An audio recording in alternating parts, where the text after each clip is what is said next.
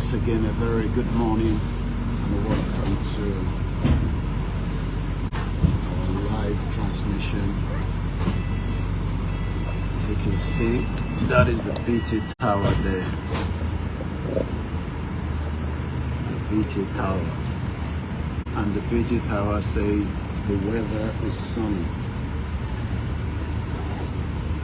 The weather is sunny in London. We are literally on the Euston Road, and again this is KOIKI Media Live as we continue our conversation. Good morning and a very good afternoon, as we say.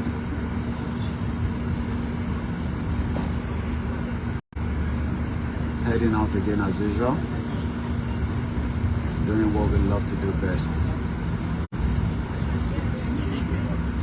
and this is exactly what it looks like.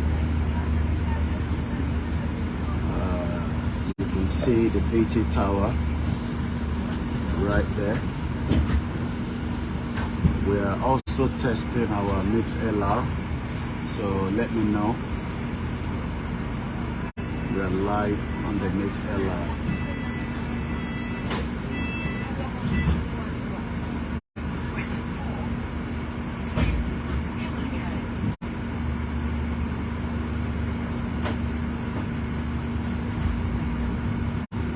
A very good morning and welcome to KOIKI Media Live. It is called a live transmission, the street view.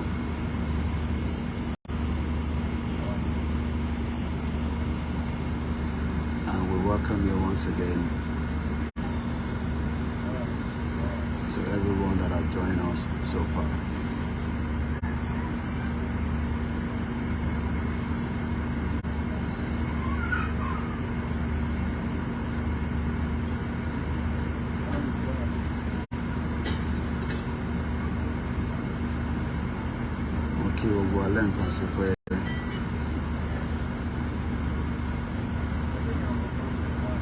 Good morning and welcome.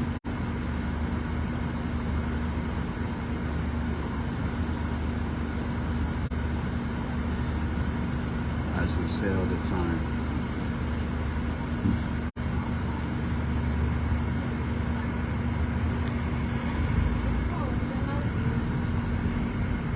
continue to enjoy the street view. To my left hand side, as you can see, the beautiful hospital right there, where you can get, it's called the University College Hospital, and we are literally now heading towards Tottenham Court Road.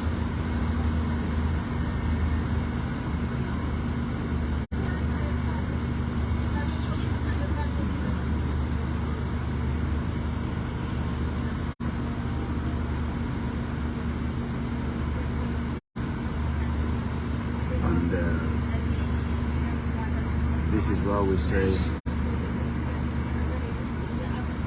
We have a role, and that is the role we are playing all the time.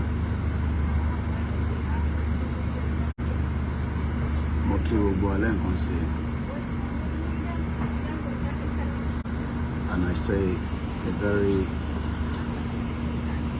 good morning. The time is just coming up to 20 minutes past 9 a.m.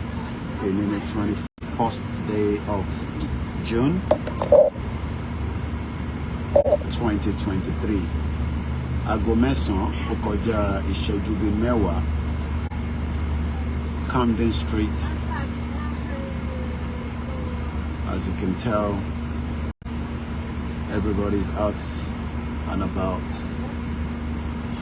We are also live on the MixLR, so we are testing that to make sure that if you want to listen to that. Good morning, Mokiwoba Intiawani, Ileni, ibi tó ń pè ní Nàìjíríà nílẹ̀ Yorùbá ní Southwest láti Kwara State títí dé Kogi State, Ondo State, Ekiti State, Osun State, Oyo State, Lagos State.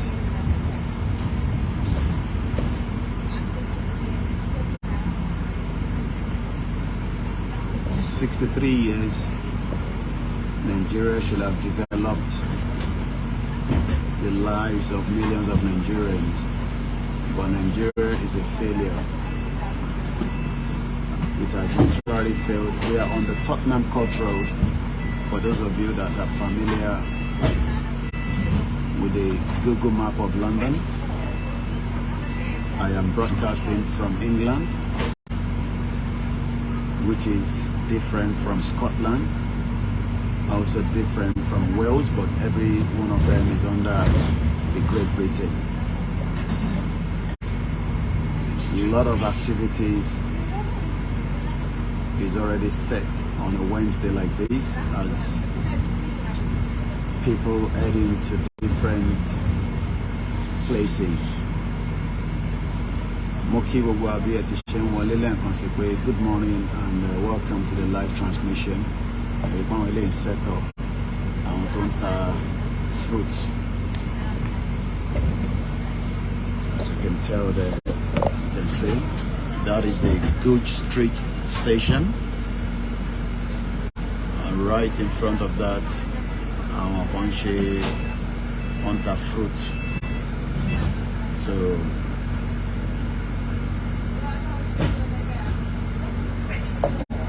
that's the bus 390, and this particular bus is heading to Plimico. A lot of things happening always in England.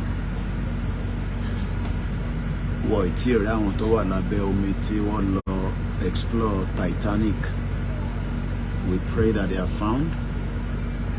5 people are missing, and the days and the hours are cutting down. The basic things of life have never been provided for Nigerians. They don't shoot a film. Our boys to one me. So the very cameraman, they are one she recording for promo money because it looks like a UPS. So we are new to Jade.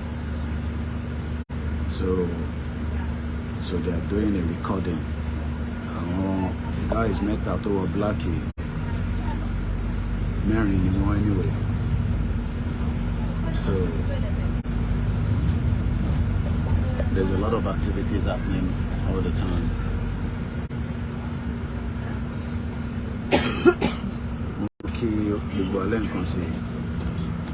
We're heading into Tottenham Court Road. There's a lot of construction going on all the time.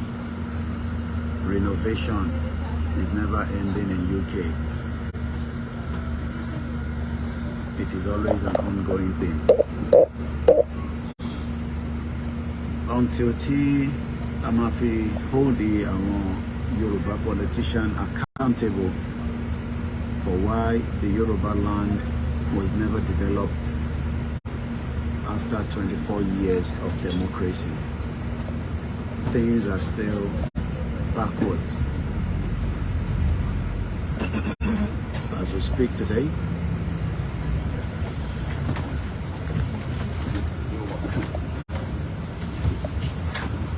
there's a lot going on around the world all the time. But the most important thing to Kwani being conscious make it easy for you nítorí pé wọ́n nílé ní àbọ̀sími oko láyé àtijọ́ ọjọ́ ya jókòó síbi tó wà sílé kankan ní àbọ̀sími oko ilé tó ní the basic things of life, kò sí hospital, kò sí security, èrè wà lórí phone instead ẹ kó concentrate ó dẹ̀ fẹ́ mú bọ́ọ̀sì. Wọ́n nílé ní àbọ̀sími oko bóyá bí kan ló ń bá sọ̀rọ̀ nílùú ẹ̀ nísìn gbé pressure oríṣiríṣi lé wa lórí because wọ́n fi pé tó láti wà ní abroad àwa ni aláti take gbogbo sole responsibility àwọn tó wà nílé. Wọ́n ti gbàgbé pé ẹni tó wà labroad náà ó ní a lot of responsibility. So we give you all the 360 degree, as you can see there. So that is a Tottenham Court Road station. Worship Marie renovation here some few years back. But it is what it is until I don't want to get message pé your life was purposely held back. Deliberate act is what they've done. Ọmọ pé tí everything bá ṣiṣẹ́ ò ní máa lọ jókòó síwájú ilé politician. Your politicians are the most wicked people. Òyìnbó kankan lè gba anybody sílẹ̀ tó bá ń dúró de àwọn British citizen àbí British government kó wá rescue wa. Ibi tá máa dúró sí nìyẹn for a very long time.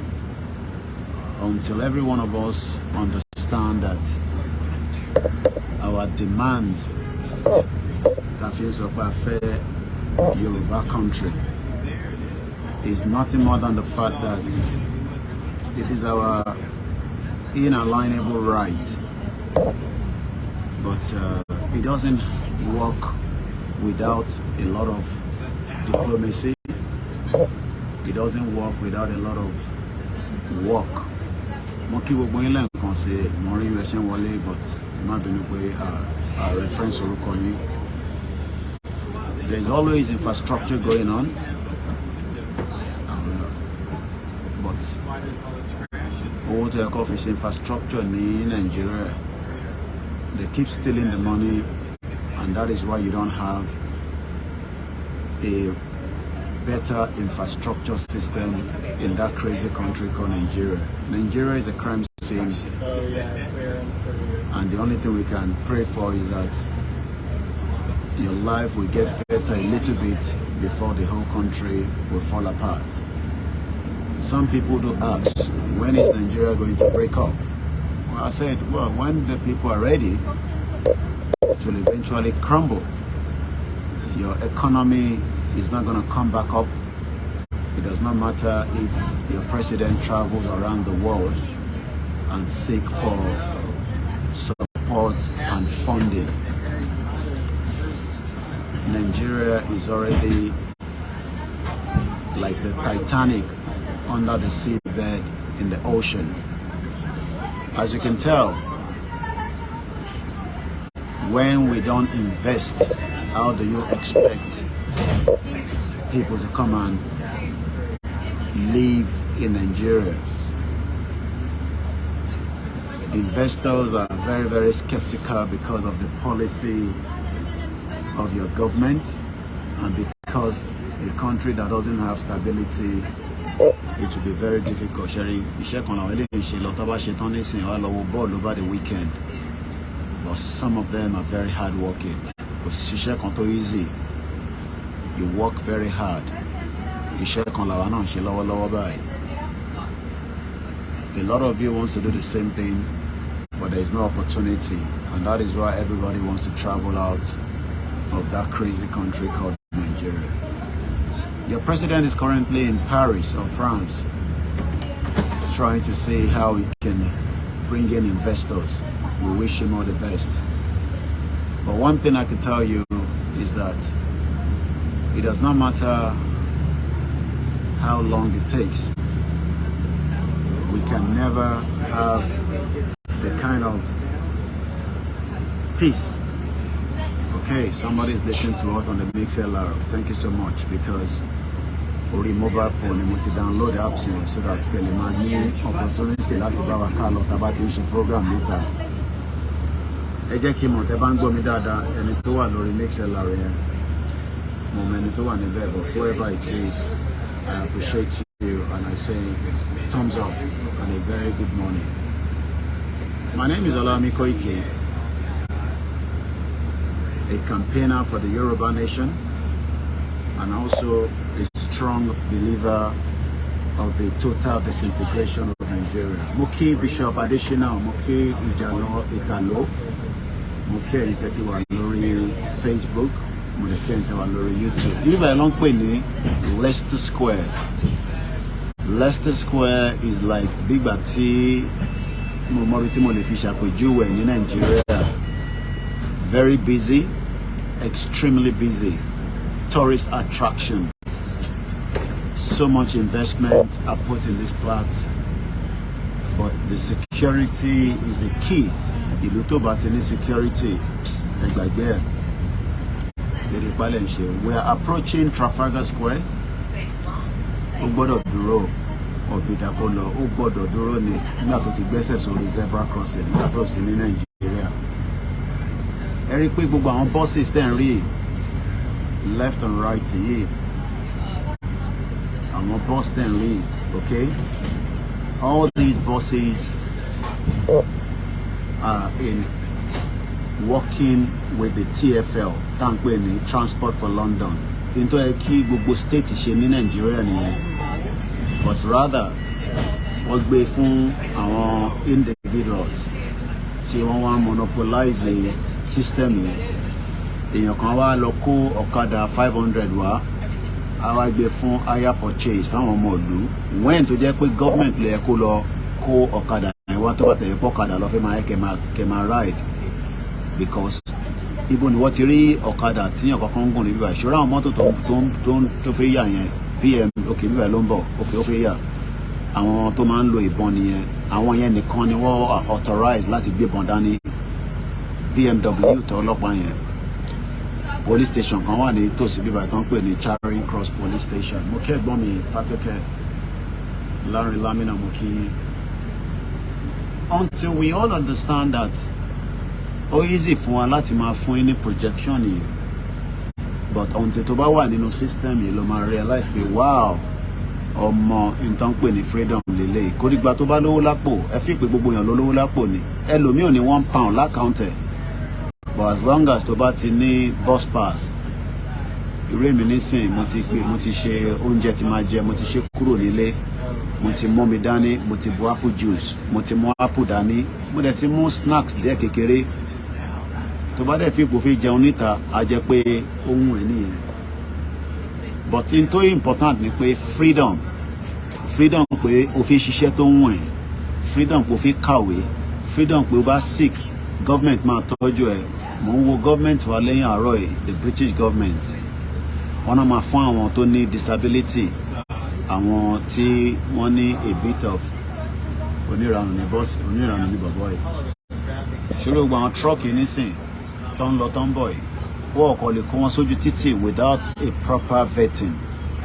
Àárọ̀ yìí nísìn church kan ló ń wò lókè yìí, church kan nìyẹn, torí church yẹn Nigerian High Commission ò jìnnà sí bíbá máa wò tí bá lè spin around láti gbàbẹ̀ kọjá. Gbòkí ilé kan sí lóòótọ́ wù mí kí gbogbo wa náà ká wá sí London, ká lọ America, ká lọ Israel, ká lọ Saudi Arabia, ká lọ this and that, but unfortunately we are only Commonwealth in paper. Trafalgar Square, gbogbo wa ló máa ń transform ẹ̀. We've done as many and so many protests níbí báyìí nígbà tí a ṣì wà ní unity, kó tó di pé olórí burúkú somebody tí wọ́n ń pè ní virulent woman yẹn tó dé. Àwa làwa ń jáde wá síbí báyìí tá à ń gbé body wa àtọ́jú wa, but unfortunately ó divided. Now we cannot even know who is who, torí pé Dúpẹ́ Onítìrí the scammer. Àwọn ọ̀gá ní káyé tí máa mention ẹ̀ mọ̀ pé àwa là ń fún ní publicity, but we still have to, because unfortunately she divided the movement. The last protest actually in London, which I believe was last year June 12, ibi báyìí ni a ti gbéra. Kódà ayé gbọ́ ọ̀run mọ̀ pé àwọn Yorùbá Nation campaign àjáde. Ẹni tó bá lówó agun black card why expensive. mo kí yín lẹ́ẹ̀kan sí mo kí gbogbo ẹ̀yin tẹ́ ń fún Koiki Media support all the time support yín ṣorí bọ́ọ̀sì ẹ̀ bó ṣe rí support yín òun ló ń thank you driver thank you support yín ló ń jẹ́ kí a carry go ohun èmi náà pé kí wọ́n náà kó wá sí London South Africa Embassy lele okay South Africa Embassy òun ló ń wò yìí South Africa Embassy the Nigerian Embassy orí bus tí mo ti bọ́lẹ̀ sórí bó ṣe clean sórí bus yẹn bó ṣe clean right torí pé aṣọ tó bá wọ̀ kò gbọ́dọ̀ dọ̀tí kó tó débi tó ń lọ Charing Cross Underground Station òun ni ó wà níbí báyìí sure very busy this morning àmọ́ tó tún ṣẹlẹ̀ níbí báyìí ojoojúmọ́ ní nǹkan ṣẹlẹ̀ ní London very soon kò ń ṣe gbogbo mọ́tò ló máa lè débí báyìí ó máa ní láti lọ ra mọ́tò tí government accept torí pé wọ́n fẹ́ kí gbogbo mọ́tò kọ́ máa wá sí bíbáyìí kó máa pollute air sorry 1 minute of your car engine idling create 150 balloons of harmful emission ṣẹ́rí púpọ̀ nù yín tẹ́ wà nílé you're working hard what time do you finish 2 o'clock in the afternoon what time did you start what are you delivering milk enjoy the traffic London traffic ẹ̀gbọ́n kan tó sọ milk ló ń deliver milk ló wà nínú van yìí sórí ẹ̀yin tẹ́ wà ń lé ẹ lè mọ iyì intern ṣe sórí obìnrin lẹ́nu tó ń wa black cab emergency kan ló ń bọ̀ yẹn èyí fẹ́ cross ni until tí ẹ bá understand pé ìwọ náà tó jẹ́ ọ̀dọ́ ó yẹ kí life ẹ kó better but life ẹ ò lè better nítorí pé government ẹ ò like ẹ ìwọ ló kàn á assume pé government ẹ fáyìn tí ẹ rí gbogbo tá a fi ń wọ̀nyí ẹ̀yin tẹ́ wà lórí mixela màá kọ́ ọ̀sán tó ń ṣẹlẹ̀ traffic yẹn pọ̀ gan àmọ́ tó tún ṣẹlẹ̀ láàárọ̀ yìí a wà ní ibi tó ń pè ní Trafalgar Square the traffic is very very heavy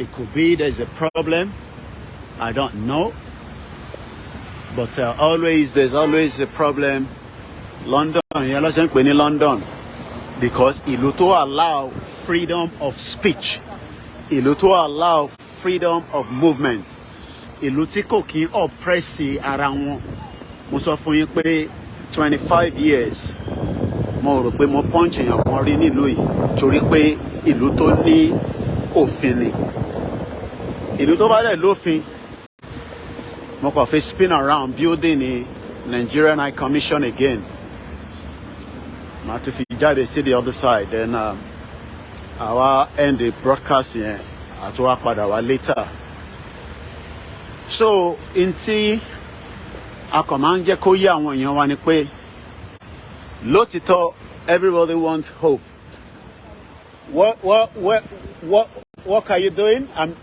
not showing you are you heading to work are you at work what do you guys do you dig holes what time do you finish because in Nigeria 60% of our youth they don't have a job. The Nigerian government doesn't provide a job. They steal all the money. 130 million people in abject poverty. You say, fuck it there. And most of them, they want to be like you by watching football, but you are working hard. What team do you support? Oh, you're close to me then. Tottenham. That's where my mom stayed, not too far. So when is the Premier League start again? Oh, so you're raising the money. Have you got your ticket? Not yet, but you know how to get it. I know that. Enjoy the day, guys. Ṣùgbọ́n wọ́n máa ń dígì lẹ̀ ni. Máa bú mi o. Máa ní mo mọ tí mò ń ṣe. Ṣorí pé interview méjì mo ti fún yín láàárọ̀ yìí. Okay. Ìkan ló tún lọ báyìí. You're going, man. You're doing good. You're doing good. So àwọn kan lélẹ̀ nísìn rubbish làwọn lè máa ń kó bọ́ ṣe wà yìí. But wọ́n ní license. Wọ́n kò lè bẹ̀rẹ̀ sí ń kó rubbish. Mo ti gba license yìí rí nígbà kan. Ó ní kankan tá a máa fi ń clear wá lọ sí àwọn offices. Ìgbà yẹn tí mo ní ìgbà yẹn mo sọ fún yín pé mo ní shop nígbà kan so mo ní waste license ló ń pè. Ṣó wá rí mọ́tò yìí nísìn ó ní iye weight tó lè gbé táyà yìí kò mí pé torí pé ó kọ̀ tóbi báyìí no wọ́n gbọ́gbọ́ gbé ju iye weight tí capacity mọ́tò yìí ní kó gbé lọ. So bọ́dẹ̀ ṣe wà nísìn wọ́n wà fully licensed mo ti gba license yẹn rí. This is another business eléyìí náà delivery driver ni Chapman Slovenian or whatever. So what am I trying to say this morning is that it seems ẹ̀yin youth wa ti get message yẹn pé our life is stuck in this messed up country tẹ́ ń pè ní Nigeria, and that is your embassy yín nìyẹn. Mo sọ fún ẹ pé a ti wà ní summer àwọn ọmọ dem wàá wòran ojú akọ máa ṣáná náà ni bọ̀ má sùn mọ́ wọn má dẹ̀ lọ bá wọn sọ̀rọ̀ torí pé you can be put into for sexual assault. Mo tún ka sexual assault kan láàárọ̀ yìí lórí paper. Sexual assault is the most difficult. Tó bá ti control ara you will end up in that position. So again, as you can see, wọ́n máa ń fẹ́ díẹ̀ láàárọ̀ yìí ṣé torí pé Tinubu ti wà níbẹ̀ torí kò kí ń fẹ́ tẹ́lẹ̀. So this is your embassy where ṣòmàgbà bíbà kọjá ìbíbà yìí nìkan ni máa ń kọjá lọ́wọ́ máa ranjú torí embassy yìí lélẹ̀. So that's the Nigerian embassy. Then sẹ́yìn. So that is the Nigerian embassy. Òun ló ń wò yẹn sórí. Bàbá àgbàlagbà ṣó ń lọ díẹ̀díẹ̀. Bàbá àgbàlagbà mo máa like fìlà yìí kẹ́ ẹ kú ṣẹ́sà kò ní bàjẹ́. So Sherry, Nigerian house. Bàbá Olówó ló ra building yìí o, owó kòkó ló fi rà. Bàbá àgbàlagbà ẹ kú ṣẹ́ ṣàlàfẹ́ lẹ́wà sà. Bàbá mi ẹ kú ṣẹ́. Lẹ́kọ̀ọ́ máa ń rí lórí okay fẹ́ take picture ó di dandan ó yá ẹ farabalẹ̀ mú nǹkan jù. Ẹ sọ fún yàwọn yín pé ẹ ti jẹjá kọ̀ ẹ bá ń kí àwọn ọmọ kò ní bàjẹ́ fún wa. Máa ti popular kẹ Ọlọ́run máa ṣàánú mi. Ìyẹn wọ́n ṣe wọn gbá ìwà kọjá àárẹ̀ tó mú ẹ̀ ṣáà ni. So building ní nísìn jọra àwọn èrò ṣeré wọ́n yẹ queue ṣeré wọ́n yẹ queue àwọn tó fi gba passport tó fi gbà nǹkan kan nìyẹn.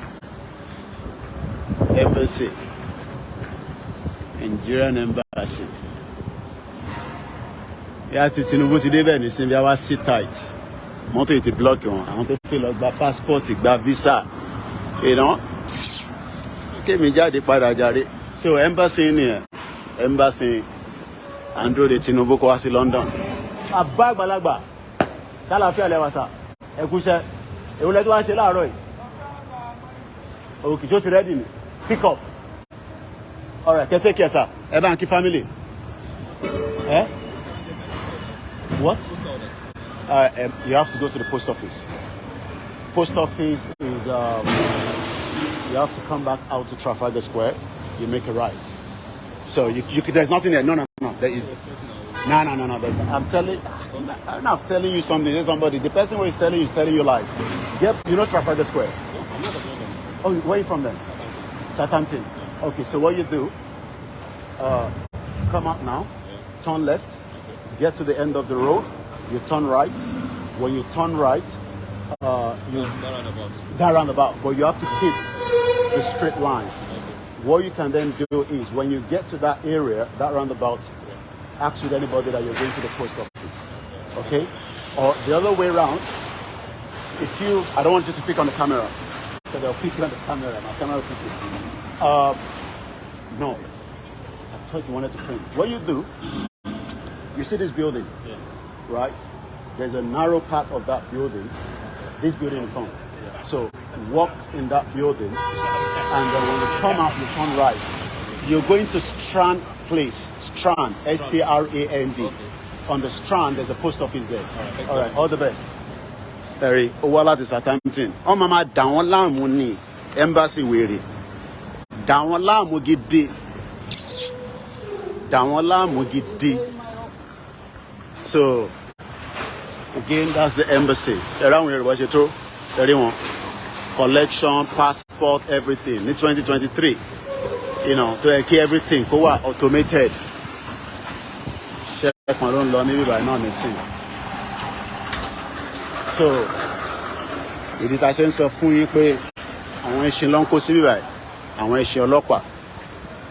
Ìdí tá a ṣe ń sọ fún yín pé until tí ẹ bá ní understanding lẹ́ǹkan sí sórí rò bó ṣe pọ̀ lẹ́mbàsì sórí wọn, o ní passport, o ní visa, o ní pick up, o ní document kan. Different people come for different reasons. So kọ́lọ̀ ń jẹ́ kí ẹ̀yin èèyàn wa tẹ́ wà nílé kẹ́ ní understanding in tí mò ń sọ lójoojúmọ́. Ṣòro ẹni tó ń sweep yẹn nísìn, ṣòro pé sweeper ni ó ń ṣiṣẹ́ fún council ni. Ó yẹ nísìn council ló ń ṣiṣẹ́ fún council àdúgbò yìí because mo ti rí ike tó gbé dání àti ìgbálẹ̀. Bó ṣe wà yẹn ó ní right láti travel tó bá fẹ́ travel kò sí yàn bá ṣiṣẹ́ déédéé á ṣá travel. Bó ṣe wà yẹn nísìn ṣòro pé iṣẹ́ ló ń ṣe báyẹn ìyẹn máa ń pẹ́ ó wà bẹ́tà ju àwọn senator yín tó yẹ pé wọ́n ní value kankan lọ, wọ́n ní respect fún yín. Definitely something is going to happen here. Tá bá ti gbé barrier báyìí àwọn kan tó fẹ́ jáde nìyẹn. There's always something happening in London anyway. So ó ní building kan tí mo pàdé níbí báyìí, mo ì tí mọ purpose of that building. Àwọn oníbọn lélẹ̀, àwọn ọlọ́pàá oníbọn kò yẹ nísìn. So àwọn ọlọ́pàá oníbọn. Mo kí gbogbo ẹ̀yin ọmọ Yorùbá lẹ́ẹ̀kan sí. Ọláyọmí Kóìkì ni èmi ń jẹ́ tí gbogbo èèyàn mọ̀ sí KOIKI MEDIA. Aago 10 ló ṣe ń lọ lù. Ẹ ra sà, mo ti rí pé ẹ ti ṣẹ́ńbàsì lẹ́ ń lọ ni. Kí lẹ fẹ́ lọ ṣe? Ok, ṣáláṣá lẹ wà. Mo ti rí wọn láàárọ̀, mo ti gbàgbé kọjá láàárọ̀ yìí. Wà oníwà ìyàn kan tí náà fẹ́ ra postal order. Ǹjẹ́ kó fi káàdì ẹ̀kọ́ jẹ́ because everything is just. Mo ti rí kí Tinubu bá ń lé gbogbo àwọn Fúlàní tó wà ń bẹ̀ lọ. Gbogbo wọn pátápátá mo fẹ́ rí wọn bẹ̀. Kókó Yorùbá síbẹ̀ ká tẹ̀sí mọ̀ kó Yorùbá ló wà ń bẹ̀. Ẹ bá ń kí family. All right sir. So mo kí àwọn tó kì í ṣe APC ni àwọn tó bá jẹ́ APC ló ń kí mi. Ẹ ra sà. Àwọn tó bá ẹ bá wo orúkọ building ni mo understand. Ṣé owó lọ́kọ ni àbí ọ̀wọ̀? Ẹ wo building ni mo understand. THEOW àbí bí a symbol dẹ̀ ni. Mo ń dẹ̀ ní máa check ẹ̀ nílé níjọ́ òní. It's a very nice building. Ó lè jẹ́ ọmọ Yorùbá kan ló ní bẹ́ẹ̀. Di owó mo mọ̀ bí owó ní àbọ̀wọ̀. So bí ṣe ń sọ lọ ẹ̀yin tèmi mo mà tún kí lẹ́ẹ̀kan sí pé àjọṣe wọ̀ ní bàjẹ́. Gbogbo ẹni tó bá ní kájọṣe wá bàjẹ́ òun ní tí ẹ má bàjẹ́ torí pé àfẹ́ tí kíyàn kan bàjẹ́ rárá. Mo lè sọ fún yín pé èmi prefer kí n wà níta kí n máa communicate báyìí dàn pé kí n wà nínú ilé lọ. Torí inú ta ló ti máa rí so much tó ń lọ. Torí pé ó ti wà ní summer. Àwọn tó wá holiday, different things. You know, there's always a lot going on. Traffic náà máa ń generate gan ní UK.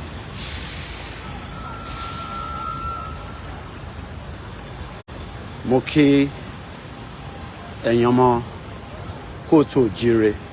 Ministry of Defence òun ni building yẹn. Ẹ rántí pé fídíò kan wà now Yoruba man ló wà ń bẹ àwọn kan tẹ̀ tún ní pé kò ń ṣe proper Yoruba. Well, at least ṣòro pé wọ́n ní àwọn historical building tó bá wo àwọn buildings yẹn they are very beautiful. Ṣorí tó wà lókè ẹni sìn ṣorí bí sword ló wà lókè lọ́wọ́ bọ̀bọ́ yẹn tí bá zoom in a little bit ẹ̀ rí jù bẹ́ẹ̀ lọ. Mo fi tamper pẹ̀lú fóònù yẹn kó má di pé audio ẹ̀ máa lọ. A dúpẹ́ lọ́wọ́ bàbá wa Alànà Oracle Professor Adébánjí Akíntóyè. Mo máa ń kí bàbá mi dáadáa Chief Banji Ayilóge, the Deputy Chairman of the YSDM.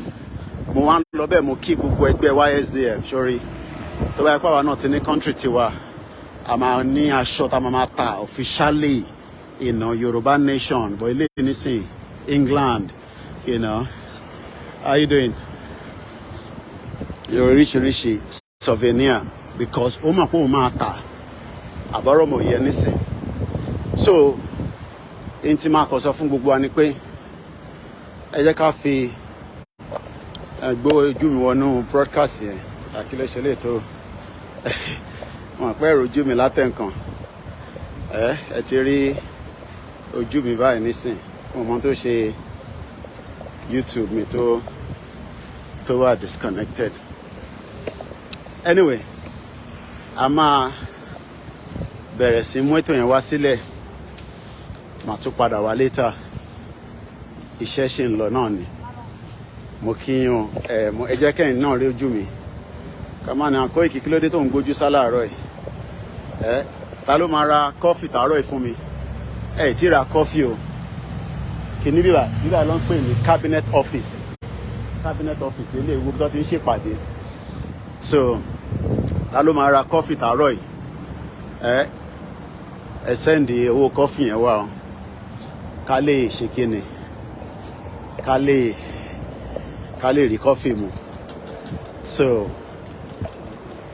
ẹ̀yin tẹ́ wà lórí okay I'll see what we can do because I have to go through security now mo ní láti go through security so a máa ní láti kàn mú fóònù yẹn away from for now kí n kàn fi go through security tí bá ti clear security then I'm gonna come back so ẹ yẹ kí n clear security náà kí n padà okay mo wá sí ilé prime minister wa ni mo ń bọ̀ so ẹ jẹ́ kí n clear security kí n padà wá ẹ jẹ́ n clear security kí n padà wá.